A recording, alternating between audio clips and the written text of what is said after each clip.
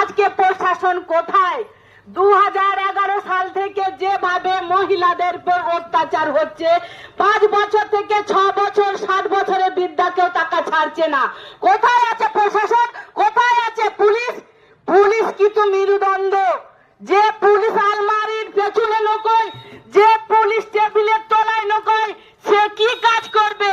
তাদের কোনো নিরাপত্তা নেই। তাদেরকে আমাদেরকে প্রোটেকশন দিতে হবে। সে জনগণকে প্রোটেকশন দেবে।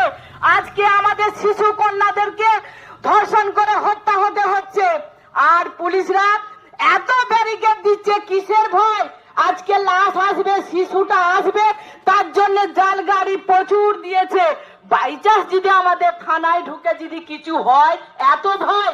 আর যার মায় যার কোলটা শিশুটা চলে গেল সারা জীবনের মতন, তাদের কোনো মূল্য নেই, কোনো তাদের দাম নেই। কোথায় আছে সরকার? এই